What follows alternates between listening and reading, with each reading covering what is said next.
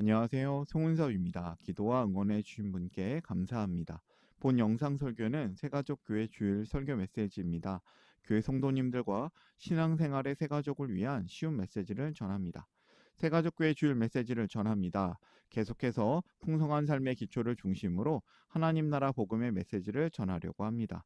풍성한 삶의 기초에 대해서 궁금하신 분들은 책과 강의가 있으니 검색해 보셔도 좋을 것 같습니다. 오늘 주일 메시지 하나님의 말씀은 디모데후서 3장 16절에서 17절까지이며 설교 제목은 하나님 알아가기입니다. 부제가 있는데요. 하나님의 말씀입니다. 오늘 설교에 대한 궁금함, 기대감을 가지고 메시지로 함께 들어가 보겠습니다. 먼저 같이 성경을 읽겠습니다. 아랫줄 세번역 성경으로 함께 읽어볼까요? 모든 성경은 하나님의 영감으로 된 것으로서 교훈과 책망과 바르게 함과 의로 교육하기에 유익합니다. 성경은 하나님의 사람을 유능하게 하고 그에게 온갖 선한 일을 할 수 있게 하는 것입니다. 아멘. 우리는 때때로 풍성하지 못합니다. 그리스도인이 되었는데도 왜 풍성하지 못할까요? 나는 구원받았다고 고백하지만 그 삶의 실제는 여전히 두려움, 죄책감, 영적인 무기력 속에 머물러 있는 경우가 많습니다. 하나님의 자녀가 되었음에도 불구하고 풍성한 삶을 누리지 못하는 이유는 무엇일까요? 성경은 그 이유를 환경이나 조건에서 찾지 않고 하나님과의 관계를 얼마나 실제로 알고 누리고 있는가에서 찾습니다. 오늘 우리는 풍성한 삶의 기초가 되는 하나님을 아는 것이 무엇을 회복시키는 것인지 세 가지 이야기를 통해서 살펴보고자 합니다. 오늘 설교를 위해서 세 가지 주제를 알려드립니다.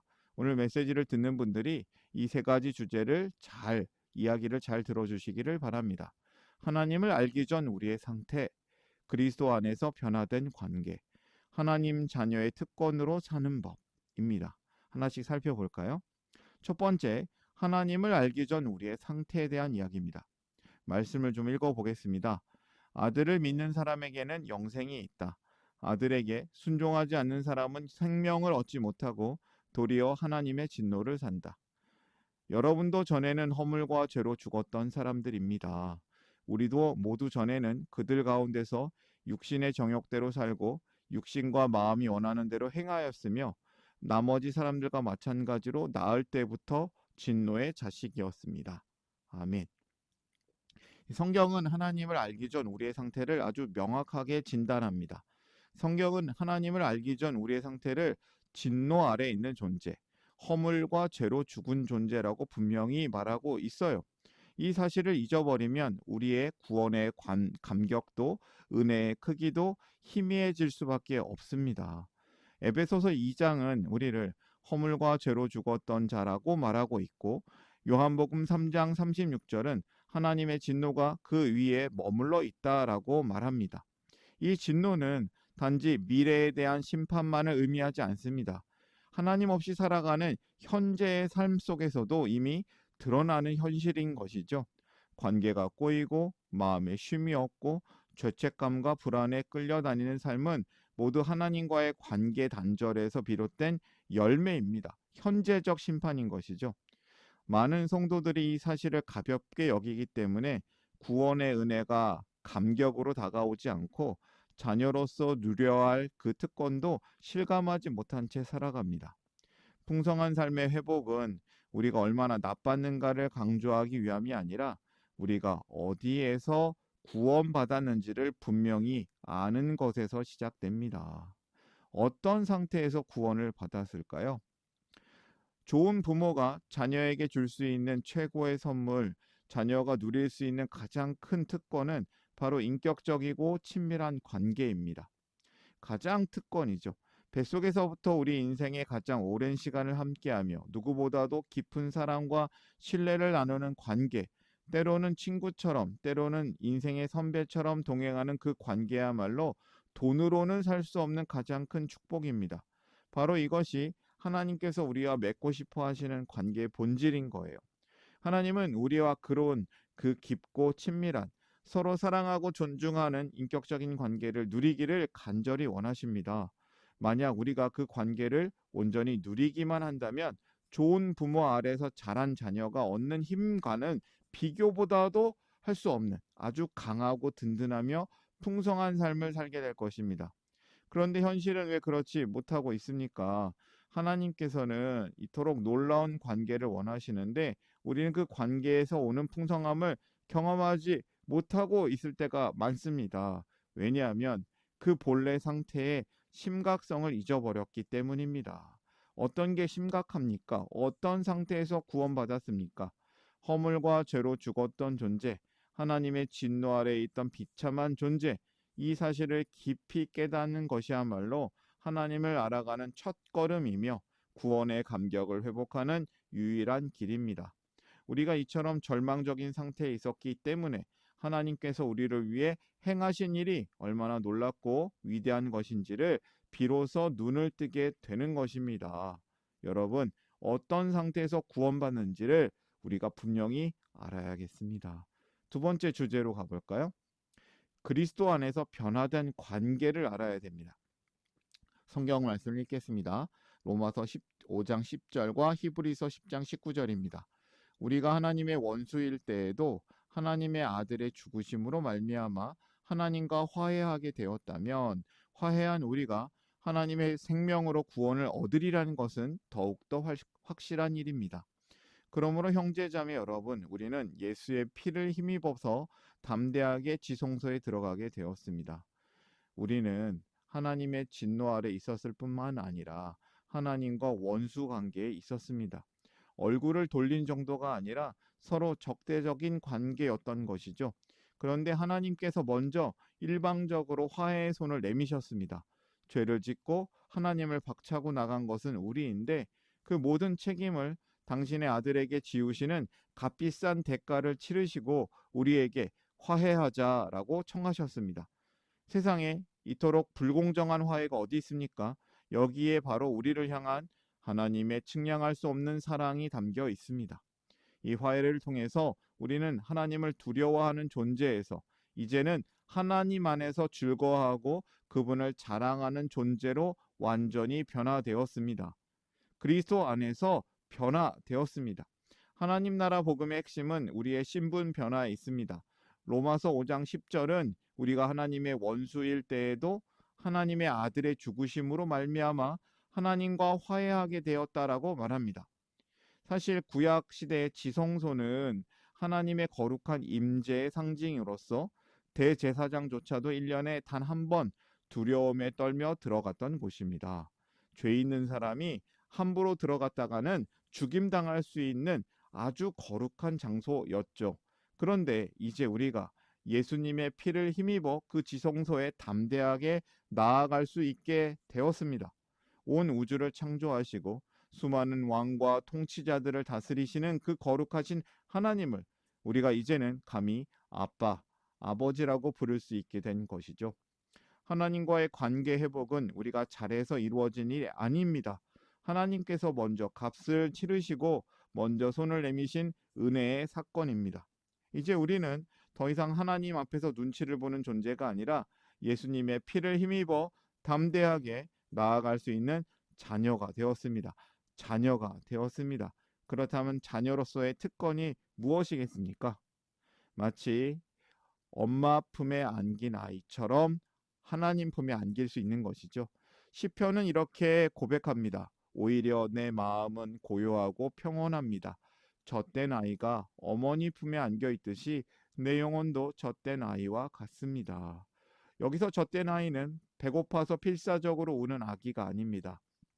어머니와의 깊은 애착 관계가 형성되어서 더 이상 배고픔 그런 공포에 떨지 않고 엄마 품 안에서 완전히 안정감을 누리는 아이입니다.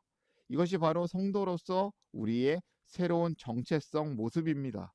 더 이상 결핍과 죄책감에 두려움에 떠는 존재가 아니라 우리를 절대 놓지 않으시는 하나님 품 안에서 완전한 평온함을 누리는 존재가 되었습니다. 그러니 자녀의 특권은 두려움이 아닌 담대함이며 정죄가 아닌 안식입니다. 우리는 엄마 품에 안긴 젖된 아기처럼 하나님 품 안에서 더 이상 증명하려고 애쓰지 않아도 되는 존재가 되었습니다. 그러나 많은 성도들이 신분은 자녀인데 태도는 여전히 종처럼 살아갑니다. 하나님을 기쁘시게 해야만 사랑받는다고 착각하고 실수하면 즉시 버림받을 것처럼 두려워합니다. 풍성한 삶은 이 왜곡된 관계 인식을 바로잡는 데서 회복이 되는 것입니다. 우리는 이미 잘 온전히 받아들여진 자녀입니다. 이것을 누리시길 바랍니다. 세 번째 주제로 가겠습니다. 그래서 하나님 자녀의 특권으로 사는 법을 이야기하겠습니다. 그리스도인이 자녀의 특권을 누리지 못하는 가장 큰 이유는 명확합니다. 우리를 향한 하나님의 사랑의 음성에는 귀를 닫고 우리를 공격하는 사탄의 소리와 우리를 유혹하는 세상 소리에 너무나도 오랫동안 귀 기울여 왔기 때문입니다. 이 문제를 해결할 유일한 열쇠, 잃어버린 특권을 되찾는 보물 창고는 바로 성경 말씀을 통해서 우리 아버지 되신 하나님을 인격적으로 알아가는 것입니다. 디모데후서 말씀을 읽겠습니다. 모든 성경은 하나님의 영감으로 된 것으로서 교훈과 책망과 바르게 함과 의로 교육하기에 유익합니다. 성경은 하나님의 사람을 유능하게 하고 그에게 온갖 선한 일을 할 수 있게 하는 것입니다. 이 말씀에 네 가지 기능이 나오죠. 교훈과 책망과 바르게 함과 의로 교육함이 있습니다. 디모데후서는 이 성경의 네 가지 핵심적 기능을 알려주고 있는데요. 내비게이션 그림표처럼 생각해 볼까요? 교훈은 우리가 가야 할 올바른 생명의 길을 보여줍니다. 올바른 길을 제시하죠.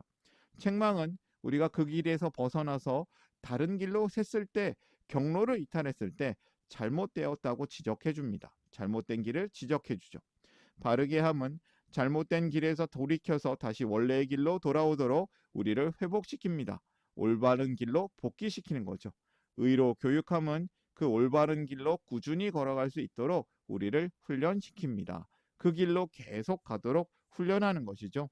하나님을 가장 명확하게 알 수 있는 길은 성경입니다. 많은 성도들이 성경을 의무나 부담으로 여기지만 사실 성경은 자녀에게 자신을 드러내시는 사랑의 아버지의 음성입니다. 그리고 성경은 하나님께서 마지막에는 아들 예수 그리스도를 통해서 자신을 완전히 계시하셨다고 말합니다.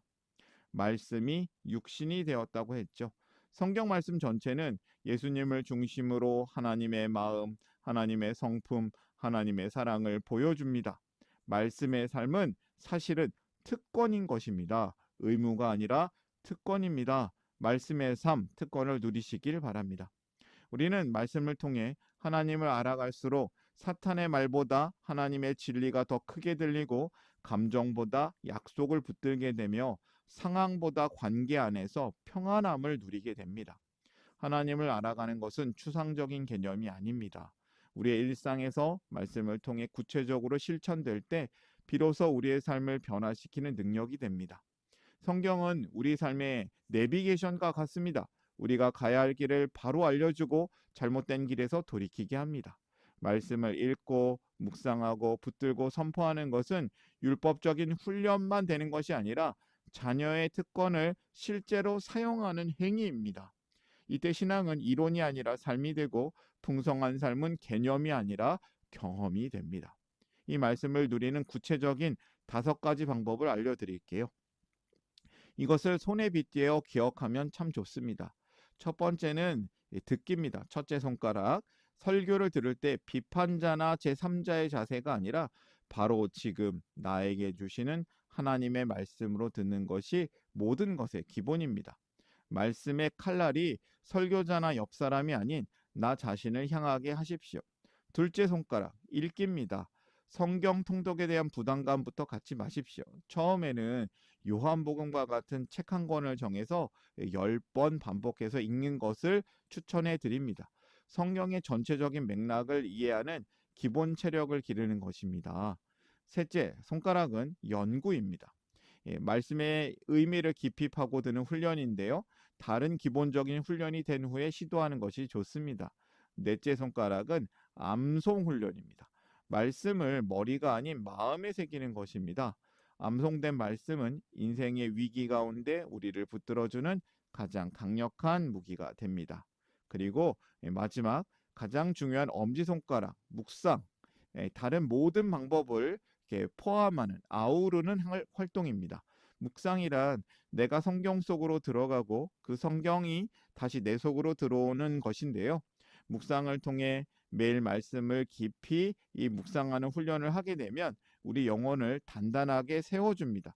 아주 최고의 말씀 훈련 방법인 것이죠.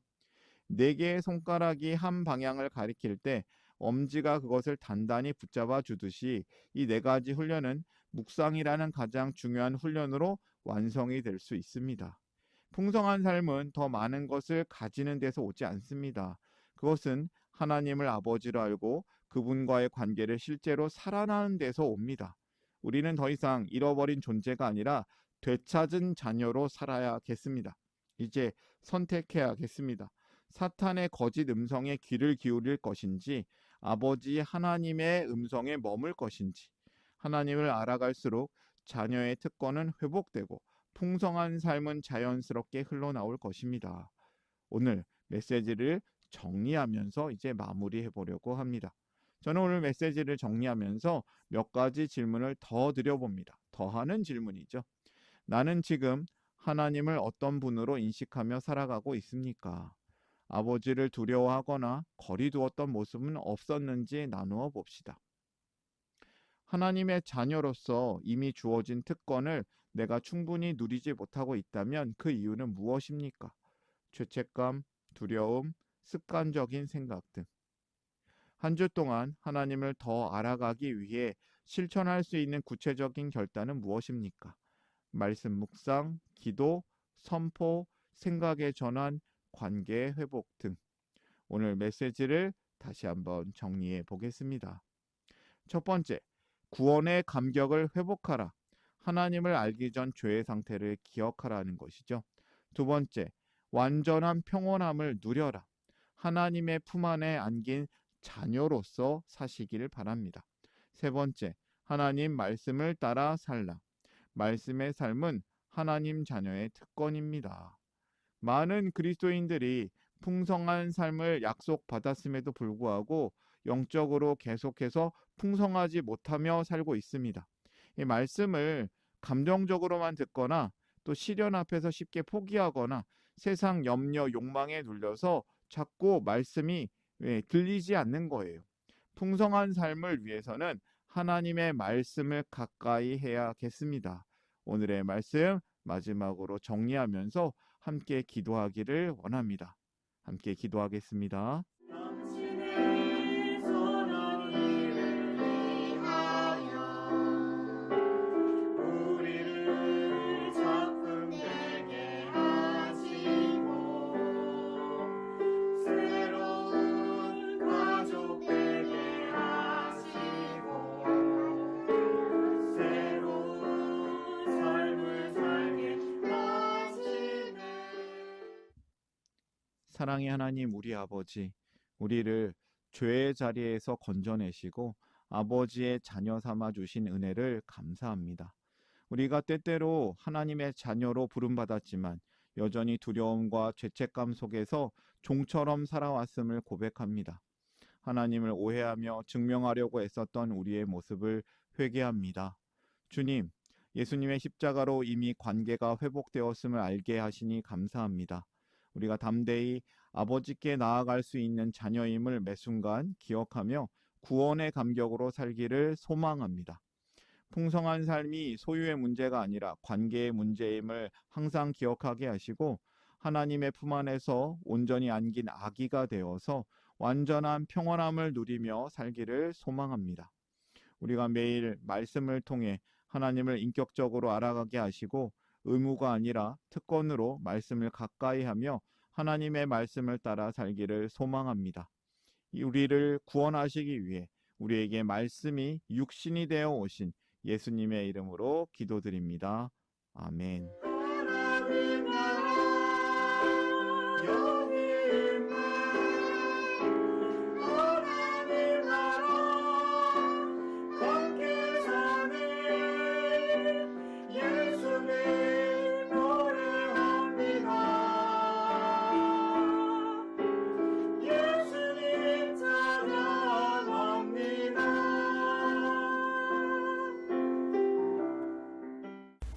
샬롬 송은섭입니다. 저를 통해 또는 누군가의 추천과 우연한 기회로 이 메시지를 보게 되신 분들께 감사합니다. 모든 성도님들은 하나님 나라의 새가족이십니다. 교회를 처음 나오신 분들만 새가족이 아니라 우리 모두가 새가족입니다. 왜냐하면 우리가 하나님 나라에서 새로운 관계가 된 새로운 가족 공동체이기 때문입니다. 본 설교는 새가족교회 공동체 새가족과 후원자를 위한 메시지이며 기독교를 잠시 떠났거나 새롭게 시작하시는 분들을 위한 쉬운 메시지이기도 합니다. 혹시 새가족교회의 가족, 새가족 또는 후원자가 되기를 원하시는 분들은 이메일로 카카오톡 아이디로 연락을 주시면 감사하겠습니다. 오늘의 메시지 하나님의 은혜가 넘치시기를 바랍니다. 사랑합니다. 축복합니다.